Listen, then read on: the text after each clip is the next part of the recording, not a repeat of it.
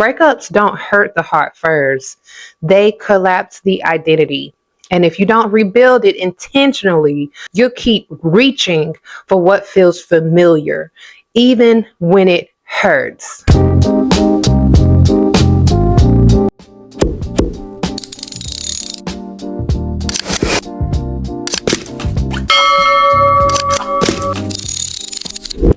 Hey love, I'm Laquana McIntyre. Welcome to the Solo Woman Collective, or welcome back if you're already subscribed.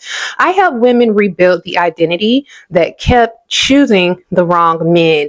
In this video, guys, I want to talk about step by step the identity shifts that you will experience after heartbreak. Let's just put it like that, okay? This is what you would experience at the heartbreak, and this is some things you may not expect. Let's just put it like that. So let's get into the video. So attachment doesn't just connect you to a person, y'all. It literally reorganizes who you are. So when a relationship ends, what you're really grieving isn't just him. Let's be clear. You're grieving the you that existed inside of that relationship. So let me walk you through 5 identity shifts that happens after the breakup. Whether you do them consciously or not, this is what you're experiencing, guys. So let's get into the 5 shifts. And I do want to apologize, y'all. Sorry. Yeah, I apologize about the low energy, by the way. Like, with seasonal changes, okay, when it's one day it's 70 degrees, the next day it's 20. It's like, yeah, your body gonna be going just kind of up and down. So I apologize about the low energy, because I know normally I'm a little more upbeat, but bear with me, guys. Shift number 1, guys. So you're gonna go from fused to self-led. And when I say fused, meaning like literally connected by the hip to that person, okay? So you're going to stop outsourcing your emotional stability. So in this particular period, whether you like it or not, you're going to have to become self-led, because you no longer have this person as your person anymore. And, you know, a lot of times when we, identify somebody as our person, okay, we do everything that they do. Okay, it's like we start talking alike, we start damn near looking alike. Like everything just becomes that person. We eat the same food. Hey babe, what you want for dinner tonight? If he not ready to eat, you not ready to eat. Y'all go to bed at the same time. You know what I'm saying? Like, so in this particular period, like, you're going to have to start becoming self-led. And that is the hardest shift, because this is now having to step out of routine.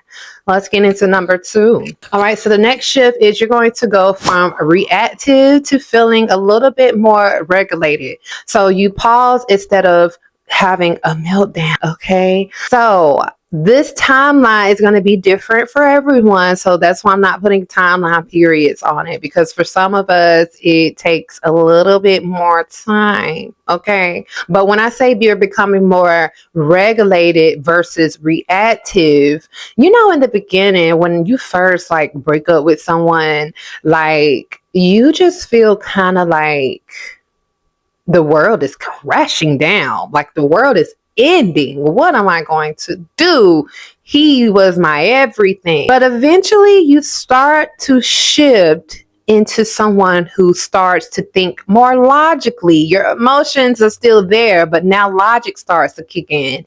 And you're like, okay, we're not going to be together. So now I have to start thinking forward. I have to start thinking about what I need to do now to self-sustain, which brings us into shift number 3. You go from fantasy to truth.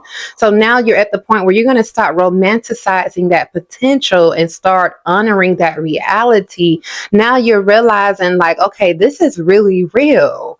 Like, this is really happening.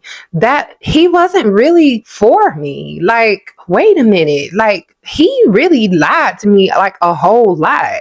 Wait a minute. He really didn't affirm me as much as I would have liked. Like, wait, I can actually do better. And when I say do better, not meaning by moving on, but I can do better by providing myself with those things that he didn't provide me. So now, you're slowly starting to look at the relationship from a truthful lens, not from a fantasy lens of what you thought the relationship was. Because a lot of times when we're in the relationship, we let a lot of things slide. Let's be real, okay? There's a lot of things that you normally would have not tolerated if you were not in that relationship, but because of the attachment, you let a lot of things slide where they no longer look like red flags.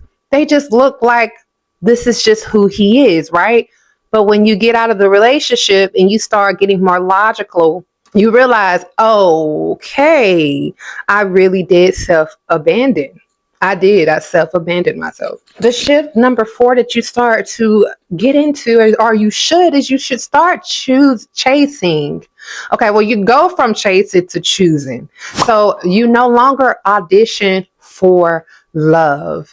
And let's just think about this individual trying to come back into your life. Okay, so now you're being more selective. Real life, okay, y'all, real life. If you're a woman, you always know that a man tries to spin the block. That's just that's going to happen. It to me, it's inevitable. Unless you've really done some jacked up stuff, he tries to spin the block. And when the ball is in your court, you're no longer chasing, trying to keep that relationship together. Now you do the deciding on whether or not you want to have this relationship. Now things are on your rhythm. And that don't even just apply to the ex. Like, this is with anyone moving forward that tries to come into your life. Now you are calling the shots. You now have boundaries. And the 5th shift, which is the most important, is you go from emotional starvation to authority over yourself. Okay, so at this point, you stop needing love to feel whole. And when I say love from someone else, these shifts, again, I want you to understand that they don't happen overnight. Okay, they happen when identity work replaces you bargaining with yourself. Okay, like, let's be clear. Now, again, when you finally start doing the work, some people, it may take a year, 2, 3 years, or whatever the case may be. I want you to have grace on yourself no matter what your timeline looks like.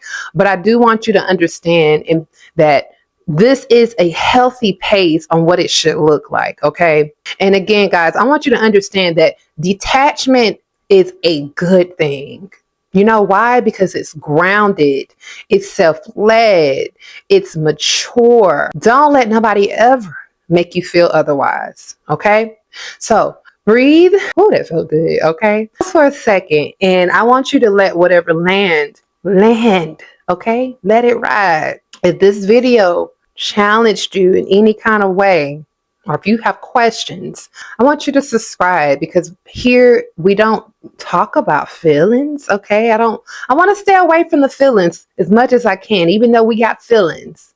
But let's, we talk about identity over here. Okay. If you're done letting emotions run your life, run the show, run your decisions, or whatever, okay, start with the 7-day survival reset. I will have it below. You know what I'm saying? It's in my bio. But I want you to key this.